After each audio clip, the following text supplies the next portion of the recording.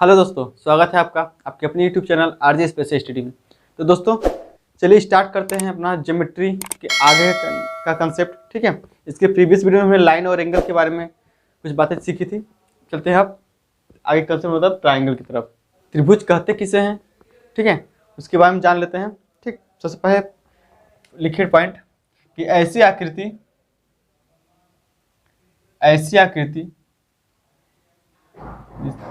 जिनके तीन कोने, इसको बोलते हैं वर्टेक्स,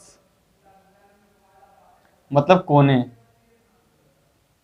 इसके तीन कोने, ये होती है भुजा।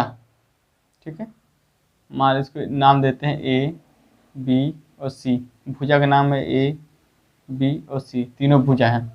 तो ऐसी आकृति जिसके तीन कोने, तीन से तीन वर्टेक्स, तीन साइड या भुजा, तीन भुजा और जिसके तीन एंगल हो, जिसके तीन क्या हो, एंगल हो। ये क्या है, एंगल या कोण। ऐसी आकृति जिसके तीन कोने, तीन भुजा, तीन एंगल हो, उसको त्रिभुज बोलते हैं या ट्रायंगल बोलते हैं। ठीक है, चलिए ये तो हो गई ट्रायंगल की बात।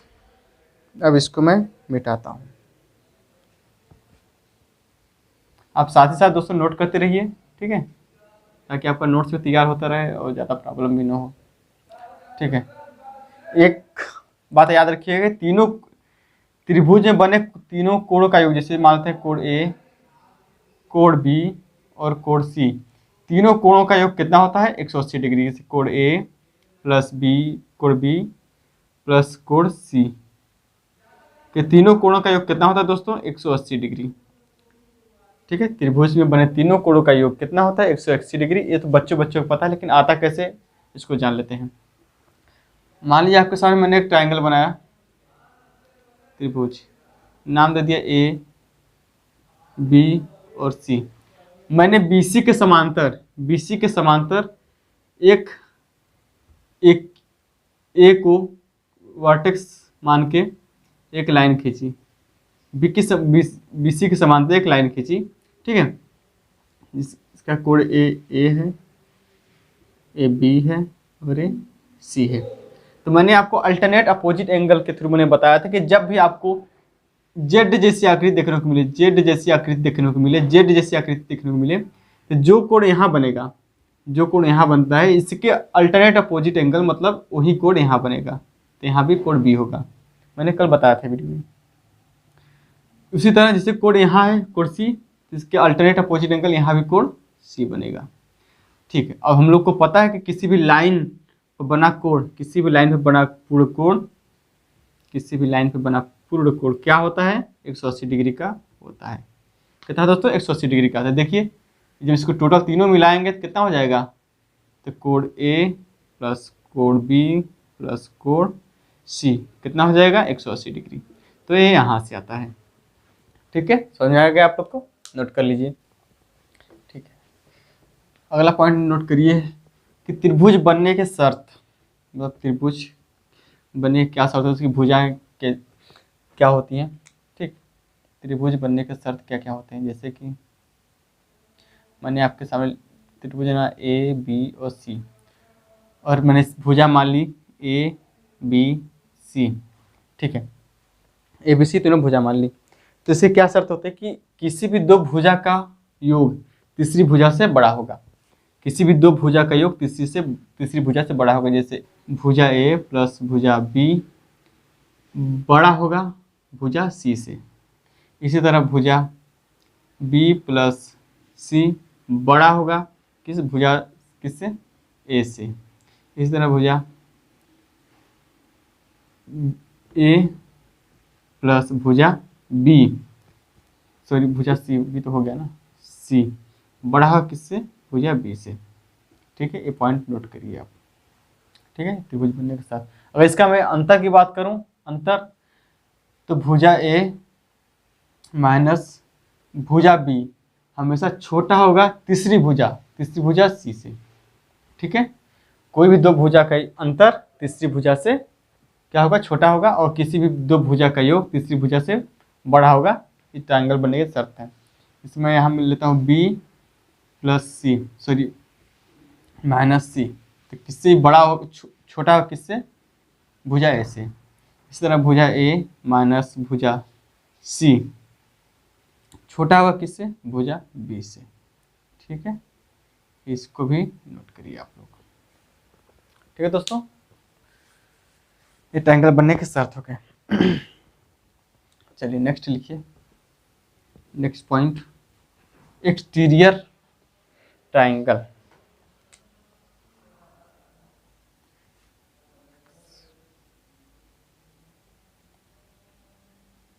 Exterior angle triangle, exterior triangle क्यों लिखिए, एक्सटीरियर ट्रायंगल,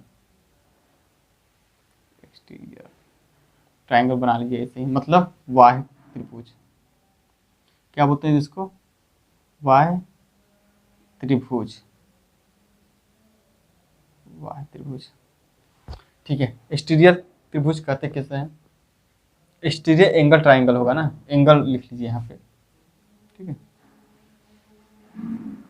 एंगल ट्रायंगल, त्रिभुज वाह त्रिभुज कोण। जैसे कि मैं आपके सामने ट्रायंगल बनाता हूँ, ए बी सी, एक कोण ए, एक कोण बी, एक कोण सी। मैं बी और सी को, जो बी और सी लाइन है, इसको मैं आगे बढ़ाता हूँ कोण डी तक, कोण डी तक, मतलब सॉरी इसको मैं डी तक आगे बढ़ाया, तो जो यहाँ एक एंगल बनता है, जो यहाँ एक एंगल बनता है, इसी को बोलते हैं हम लोग एक्सटीरियर एंगल। ठीक है, इसी को बोलते हैं हम लोग क्या, एक्सटीरियर एंगल, एक्सटीरियर एंगल इसी को बोलते हैं। मान लेते हैं इसको थीटा एक समय के लिए। ठीक है, तो थीटा बराबर होता क्या है, ठीक है, इस बराबर होता है कि त्रिभुज का वाह कोण, तीसरी जो होगा अंत अभिमुख कोण के योग के बराबर होगा। मतलब कहने का मतलब कि वाह एक्सटीरियर बना कोण, मतलब वाह जो कोण बनता है त्रिभुज के अंदर बने दो अंदर बने इसके अपोजिट कोण के योग के बराबर होगा। ठीक है, तो इसके अपोजिट क्या है, ए और बी है, कोण ए और कोण बी, कोण ए प्लस कोण बी बराबर हुआ किसके, थीटा के। तो यहाँ हुआ कोण ए प्लस कोण बी, कहने का मतलब यह है। जैसे कि मैं यहाँ बनाता हूँ, आपको और क्लियर हो जाएगा। मैं यहाँ बनाता हूँ कि यहाँ बताइए एक्सटीरियर, ठीक है, एक्सटीरियर है, मैं पूछता हूँ कि यहाँ बताइए इसका मान क्या होगा। तो इसका मान क्या होगा, इस बी को छोड़ दीजिए, बी को छोड़कर इसके अपोजिट कौन से कोण बने हैं त्रिभुज में, कोण ए और कोण सी। तो इसका मान कितना हो जाएगा, कोण ए प्लस कोण सी, इसका मान हो जाएगा। ठीक है, इस तरह मैं यहाँ पूछता हूँ, यहाँ बताइए यहाँ इस कोण का मान क्या होगा। तो इस ए को छोड़ दीजिए, इसके अपोजिट कौन सा कोण है, कोण बी और कोण सी। तो कोण बी प्लस कोण सी, ये दोनों का योग का मान यहाँ हो जाएगा। ठीक है, आई होप कि आप लोग समझ पा रहे होंगे मैं क्या समझाना चाह रहा हूँ। ठीक है, इसी को बोलते हैं एक्सटीरियर एंगल। चलिए, अब आप लोग हेडिंग डालिए type of triangle, type of triangle, त्रिभुज के प्रकार।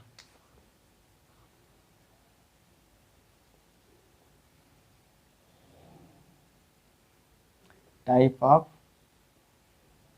ट्राइंगल, त्रिभुज के प्रकार। पहला हेडिंग डालिए, त्रिभुज वैसे तो दो प्रकार के होते हैं, जैसे कि बेस्ड ऑन साइड, दूसरा है बेस्ड ऑन एंगल। ठीक है, साइड मतलब भुजा के प्रकार, ठीक है, भुजा के अनुसार, बाह्यभुजा और एंगल के अनुसार कितने, दो प्रकार के होते हैं ट्राइंगल। पहला लिखिए साइड पे, ठीक है, साइड के अनुसार कितने ट्राइंगल होते हैं, तीन होते हैं। पहला लिखिए साइड के अनुसार, पहला है लिखिए इक्विलेटर ट्राइंगल,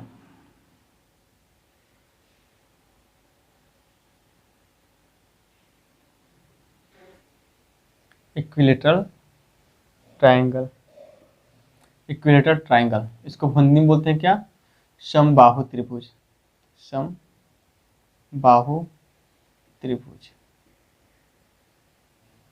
क्या बोलते हैं दोस्तों, समबाहु त्रिभुज। ऐसे त्रिभुज जिनका तीनों भुजा, मैं बनाता हूँ साथ में साथ बना देता हूँ। ऐसे त्रिभुज जिनकी तीनों भुजाएं, जैसे कि ए बी और सी, तीन ये त्रिभुज हो गए, जिनकी तीनों भुजा बराबर हों, ए भुजा और ए भुजा, तीनों भुजा बराबर हों और तीनों कोणों का मान कितना हो, 60 डिग्री हो, तीनों कोणों का मान कितना हो, 60 डिग्री हो, उसको क्या बोलते हैं दोस्तों, समबाहु त्रिभुज या इक्विलेटरल ट्रायंगल। ठीक है, समझ आ गया आप सबको। ठीक, नेक्स्ट देखिए अगला,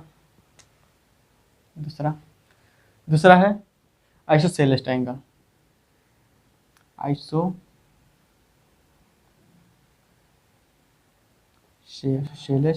ट्रायंगल मतलब समद्विबाहु त्रिभुज।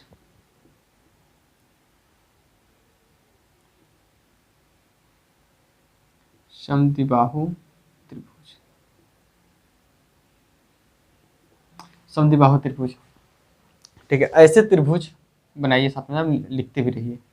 ऐसे त्रिभुज जिनके दो साइड तो बराबर होंगे, ऐसे त्रिभुज जिसके दो साइड तो बराबर होंगे और दो एंगल बराबर होंगे, तो यहाँ थीटा मान लेते हैं, इसको थीटा मान लेते हैं। तो ऐसे त्रिभुज जिनके दो साइड बराबर हों और दो कोण बराबर हों, उसको क्या बोलते हैं दोस्तों, उसको समद्विबाहु त्रिभुज बोलते हैं। ठीक, नोट कर लीजिए। आगे चलते हैं, तीसरा स्केलेन ट्रायंगल। ठीक है, स्केलेन ट्रायंगल मतलब विषमबाहु त्रिभुज।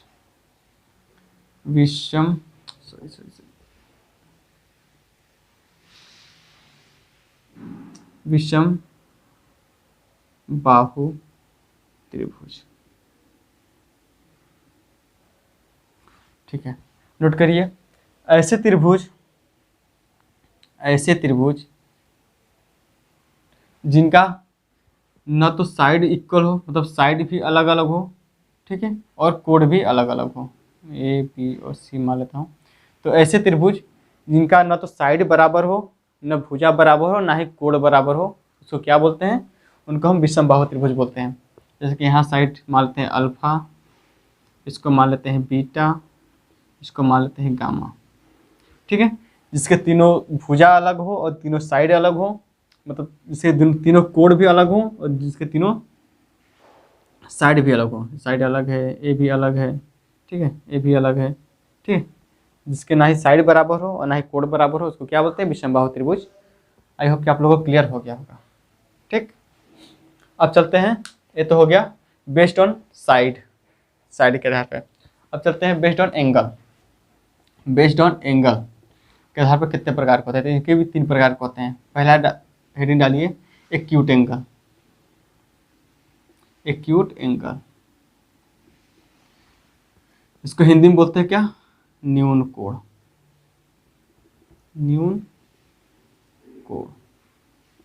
न्यून कोण त्रिभुज।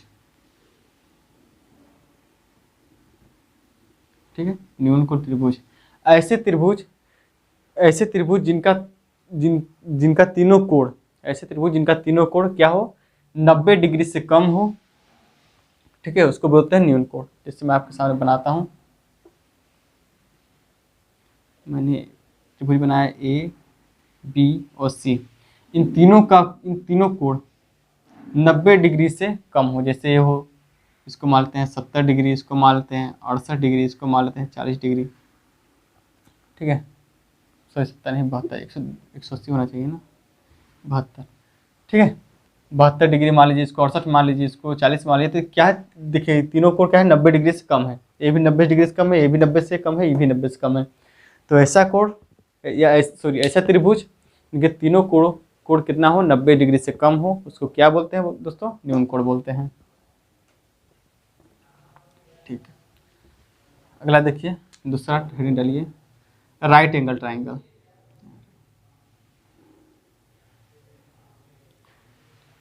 राइट एंगल ट्रायंगल मतलब समकोण त्रिभुज।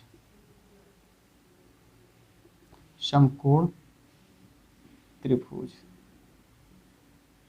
त्रिभुज ऐसे त्रिभुज जिनका एक साइड सॉरी एक एंगल मैं बनाता हूँ ए बी सी, ऐसे एंगल जिसका एक एंगल तो कितना हो 90 डिग्री हो, ठीक है। ऐसी आकृति सॉरी ऐसा त्रिभुज जिनका एक एंगल तो 90 डिग्री हो और बाकी दो एंगल क्या हो 90 से छोटा हो। जैसे मान लो इसको थीटा मान लेते हैं, इसको 90 माइनस थीटा मान लेते हैं, ठीक है, इसको 90 माइनस थीटा मानते हैं। तो ऐसे एंगल जिनका एक कोण तो 90 डिग्री हो और बाकी दो कोण क्या हो 90 से छोटा हो, उसको क्या बोलते हैं दोस्तों, उसको समकोण त्रिभुज बोलते हैं, राइट एंगल ट्राइंगल बोलते हैं, ठीक है। समझ में आ गया आप लोग को। साथ ही साथ नोट करते जाइए भाइयों, और प्लीज़ अगर वीडियो अच्छा लगे तो लाइक करिए और शेयर जरूर करिए यार, ठीक है। तीसरा नोट करिए, तीसरा है ऑब्ट्यूस एंगल।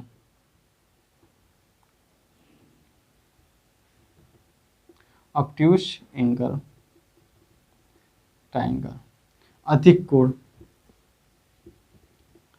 अधिक कोण त्रिभुज,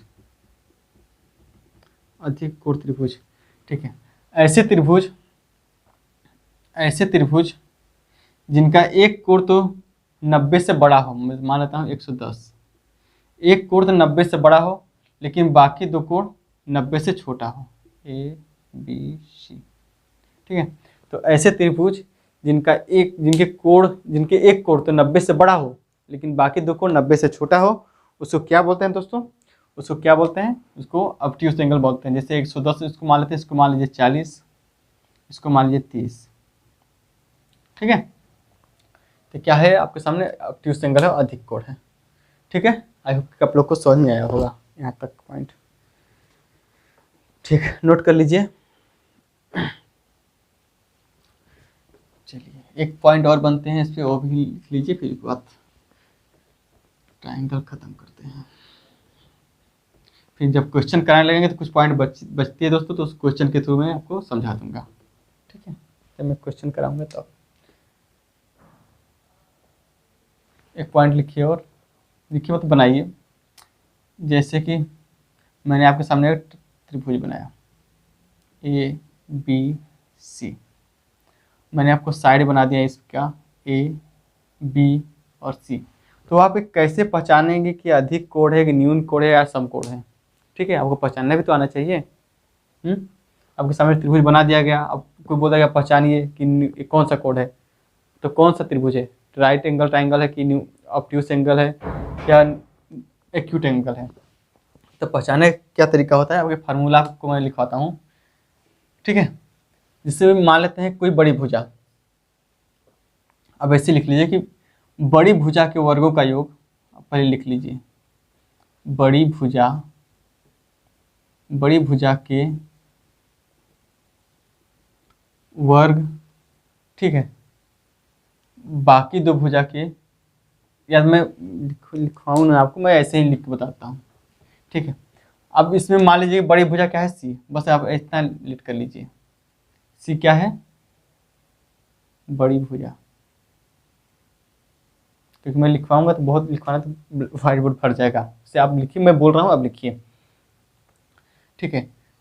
तो बड़ी भुजा मान लेता हूँ सी, तो बड़ी भुजा के बड़ी भुजा के वर्ग बाकी दो भुजा बचाइए और प्लस बी, बड़ी भुजा का योग सॉरी बड़ी भुजा बाकी दो भुजा के योग के अगर बराबर होता है, से मानता हूँ बड़ी भुजा, कोई बड़ी भुजा, मैं इस पर एग्जाम्पल भी आपको दिखाऊंगा, ठीक है, दिखा दूंगा, क्लियर हो जाएगा। तो बड़ी भुजा का वर्ग बाकी दो भुजा के वर्ग के योग के, बाकी दो भुजा के वर्ग के योग के बराबर होता है। जब बराबर होगा तो क्या होगा, ये समकोण होगा, समकोण त्रिभुज होगा, मतलब राइट एंगल ट्राइंगल होगा, राइट एंगल ट्राइंगल होगा। कब, जब बड़ी भुजा का वर्ग बाकी दो भुजा के वर्ग के बराबर होगा, ठीक है। ये होगा पहला पॉइंट। दूसरा पॉइंट नोट करिए कि अगर बड़ी भुजा का वर्ग बाकी दो भुजा के योग के वर्ग के, बाकी दो भुजा के योग के वर्ग से अगर छोटा होता है, अगर बड़ी भुजा का वर्ग बाकी दो भुजा के वर्ग के योग से छोटा होता है, तो क्या होता है दोस्तों, ये होता है न्यून कोण। क्या होता है? न्यून कोण, मतलब acute angle. Acute angle triangle, acute angle triangle होता है। ठीक है, तीसरा लिखिए, तीसरा पॉइंट। अगर बड़ी भुजा, अगर बड़ी भुजा का वर्ग बाकी दो भुजा की वर्ग के योग के, बाकी दो भुजा की वर्ग के योग के बड़ा होता है, अगर बड़ी भुजा का वर्ग बाकी दो भुजा के वर्ग के योग से बड़ा होता है तो इसको क्या बोलते हैं? इसको बोलते हैं अधिक कोण। अधिक कोण त्रिभुज, अधिक कोण त्रिभुज। ठीक है, मतलब obtuse angle, obtuse angle triangle. ठीक है दोस्तों, समझ में आ गया आप लोग को। अब मैं इस पर एग्जाम्पल लेता हूँ ताकि आपको और अच्छे से क्लियर हो जाए। मैं आपके सामने एक ट्राइंगल बनाता हूँ ABC। मैं आप मान लेता हूँ ये 5 है, 4 5 6। ठीक है, तो आप कैसे पता करेंगे क्या है, न्यून कोण है कि अधिक कोण है या सम कोण है, कैसे पता करेंगे? तो मैंने क्या बताया था कि बड़ी भुजा, पहले बड़ी भुजा उठा लीजिए। बड़ी भुजा क्या है? इसमें 6 है, तो बड़ी भुजा का वर्ग करिए, कितना? 6 का वर्ग, और बाकी दो भुजा के वर्ग का योग करिए। तो बाकी दो भुजा कितना है? 4 है, 4 का वर्ग करिए प्लस 5 का वर्ग करिए, तो कितना हो जाएगा? 6 का वर्ग 36, और कितना हो जाएगा? 4 चौके 16 और प्लस 25, 5 का वर्ग कितना हो जाएगा? 25। ठीक है, तो 16 और 25 कितना हो दोस्तों? 41। तो 36 और यहाँ हो जाएगा कितना? 41। तब देखिए क्या है, कौन बड़ा है? 41 बड़ा है, ये क्या हो? 36 छोटा है। तो मतलब बड़ी भुजा हमारी क्या है? बाकी दो भुजा के वर्ग से छोटी है। तो इस छोटे में मैंने क्या बताया कि जब बड़ी भुजा का वर्ग बाकी दो भुजा के वर्ग के योग से छोटी हो जाए तो क्या बोलते हैं इसको? Acute angle. तो क्या है हमारा? इसको हम क्या बोलते हैं? Acute angle, acute angle triangle, मतलब न्यून कोण त्रिभुज। आई होप कि आप लोग को समझ में आ गया होगा यहाँ तक। ठीक है, इसी तरह मैं दूसरा एग्जांपल लेता हूँ एक और। मैंने आपके सामने बनाया त्रिभुज ABC, मान लेता हूँ उसको 3 4 5, 3 4 5। ठीक है, तो अब कैसे पता करेंगे क्या कौन सा त्रिभुज है? समकोण त्रिभुज है कि या न्यून कोण है या अधिक कोण है? तो मैंने क्या बताया? बड़ी भुजा का, बड़ी भुजा को उठाइए पहले। बड़ी भुजा क्या है इसमें? 5।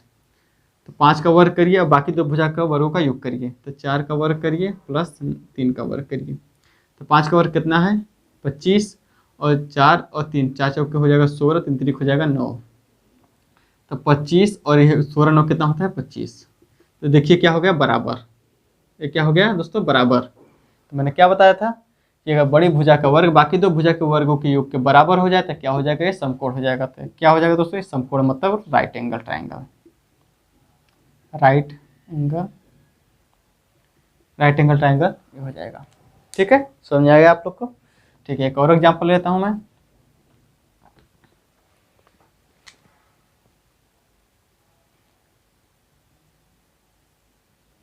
मैंने आपके सामने त्रिभुज बनाया ABC, इसको मारता हूँ 4 5, इसको लेता हूँ 7।